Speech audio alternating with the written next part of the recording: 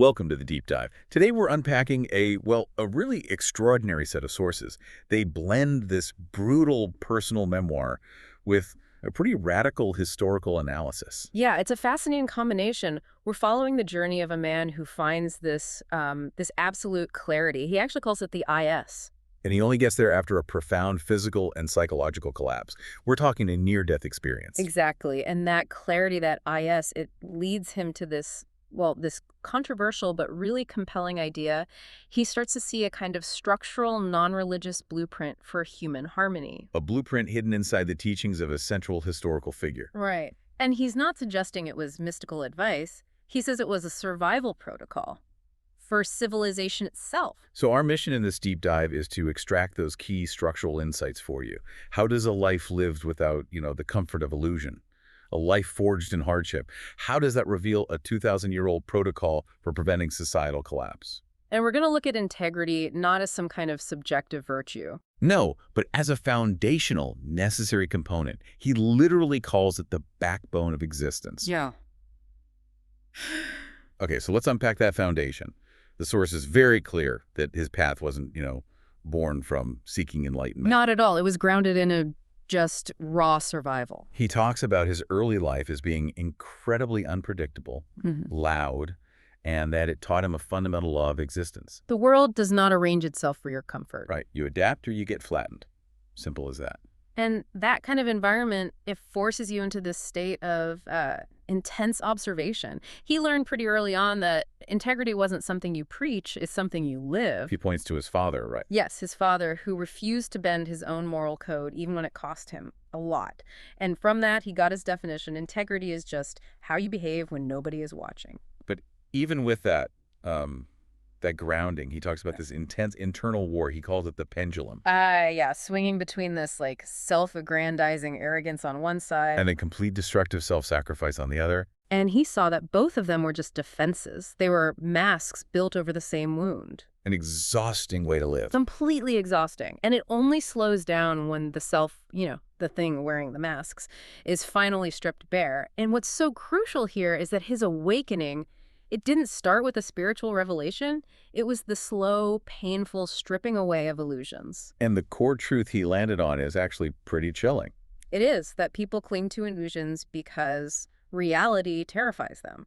And he says they will fight to protect the illusion long before they ever question it. That makes perfect sense. I mean, if you accept reality, you also have to accept accountability for your part in it. Right. And the source says the first cracks started to appear for him when he realized that, true righteousness doesn't come from what you believe. It comes from your behavior. A structural view of reality. Exactly. And that view put him immediately at odds with pretty much all the inherited systems that valued conformity over, truth.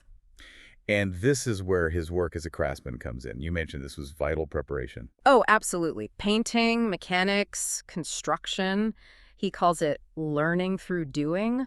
Metal taught him structure. An engine taught him absolute cause and effect. There's no faking it. It's not about status. No, not at all. It was about grounding abstract ideas in tangible, real-world mastery. That mastery provided the stability, he calls it the ballast, so that when his consciousness did finally expand, he didn't just float away into, mysticism or ego. Okay, so here's where the personal journey really accelerates toward that central claim. Those decades of motion and hard-won lessons, they lead to the ultimate collapse. And he details these earlier failures, career loss, losing faith in systems that valued profit over actual craft. But he reframes them. They weren't failures. They were preparations. Preparations for a greater stripping away. It's this idea that any identity you build on an illusion or on fear, it has to die eventually for anything real to come through. Growth is brutal. Awakening costs you everything that was borrowed. Exactly. But the final stripping away, that wasn't a choice. It was a calamity. That calamity was a series of strokes. And he describes it not as just a medical event. He calls it an annihilation. When the lights went out, identity was the first thing to go, then memory. What's really astonishing is his description of it. He says he couldn't feel fear. Because fear requires a self. I did not have one. Wow. And this is where he gets to the core philosophical insight of the sources, what he calls the paradox of being. Right. When the self collapsed, what was left? Pure being, the IS.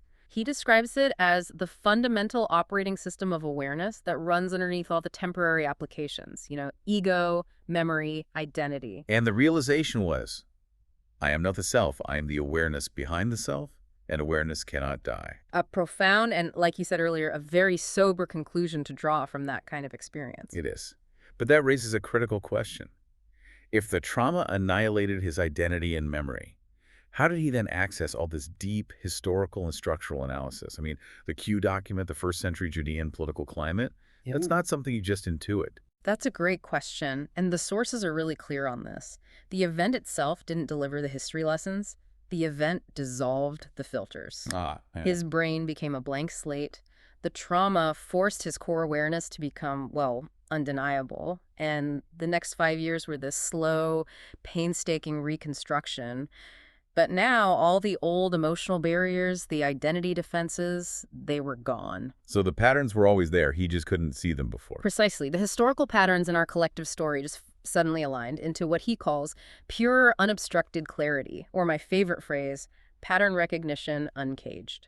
So the recovery wasn't about going back to who he was. It was about building a new structure from scratch. On a clean foundation. And he notes this all happened in what he calls Eden, his quiet home, which basically became a living laboratory for this idea of structural harmony. And he uses this small domestic example. Yes, and it's so powerful. He talks about a dog, a parrot, and a rescued raccoon, all coexisting in trust and love. These are animals that should be natural enemies. But they weren't. And he saw this as proof that awakening does not require gods or rituals. It only requires attention.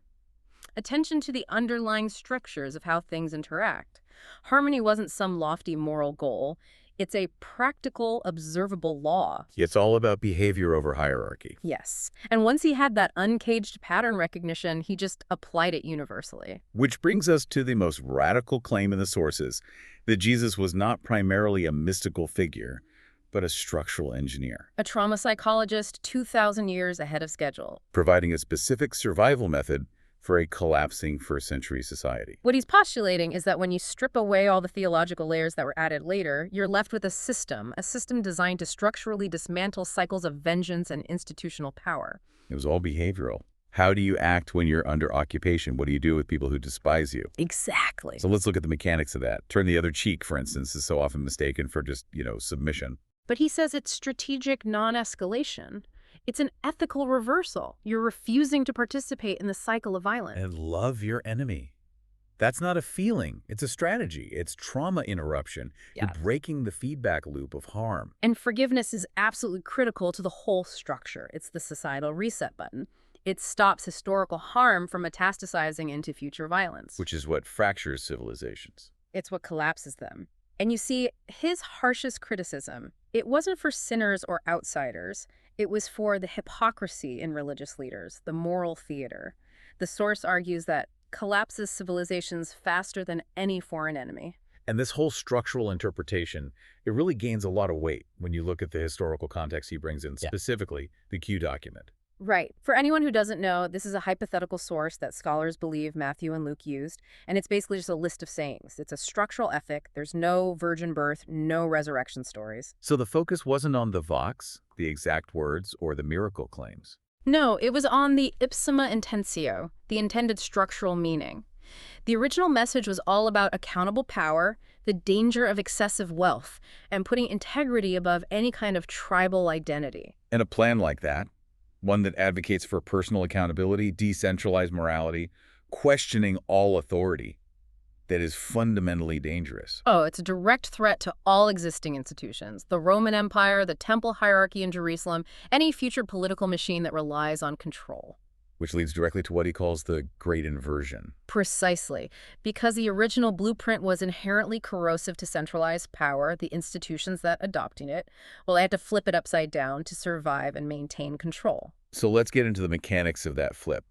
The idea of non-reciprocity, the strategy for the oppressed to non-violently resist, that got twisted into obedience. Turning it into a tool for the powerful. Exactly. And the moral core just shifted completely. Integrity, which was about how you act in the real world.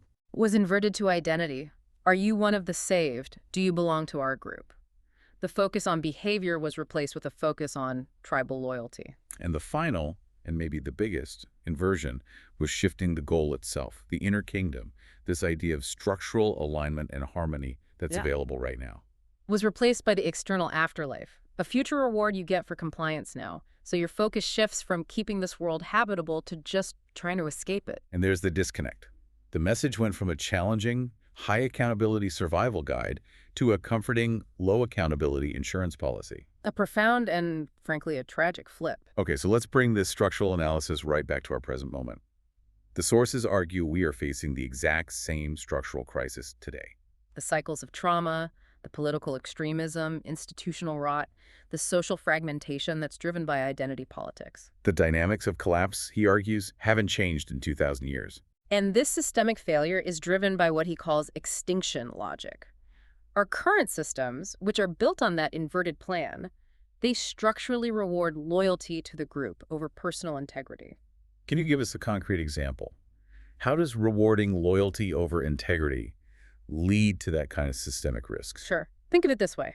If a system rewards loyalty, let's say keeping silent about malpractice in a company over integrity, which would be reporting the truth, then the feedback loop of that whole system becomes dishonest. The people at the top aren't getting real information. Exactly. If leaders only get pleasant, compliant information, they can't steer the system away from danger. So this unconstrained, uninformed power, whether it's in a corporation or a government, it becomes structurally blind to its own fatal flaws. It's prioritizing short-term identity comfort over long-term structural viability. And that brings us back to his core principle. Harmony isn't some subjective moral code. It is a fundamental law of existence. It operates like physics. It operates like physics. You can ignore gravity, but your system still breaks when you step off the cliff. Alignment isn't optional. It's the price of structural survival. So the path forward, according to the sources, isn't some kind of spiritual revival. No, it's structural repair. It requires accountability at every level, a relentless focus on behavior, and shifting our whole concept of salvation away from escaping this world. To actively making the structures of this world habitable for generations to come. The entire purpose of his writing, he says, is not to be a guru or start some new movement. It's to light a lantern bright enough that someone wandering in the dark might recognize the shape of their own doorway. The work is complete when you see the structure for yourself. So the path of personal integrity, the IS, and the path of civilizational integrity, the blueprint, they're revealed to be one and the same thing. And both of them depend on letting go of comforting illusions. The sources argue pretty strongly that the original structural teachings were designed to prevent the very collapse we're currently watching unfold. Not to guarantee entry into an afterlife. The focus was always here and now. So we'll leave you with this final thought to consider. We've allowed institutions to convince us that salvation is only for the afterlife. If personal awakening is contagious and the survival is truly structural, why do we continue to prioritize seeking short-term comfort and tribal identity over confronting the explicit collapse signals in our own lives? And more importantly, who truly benefits from that widespread distraction?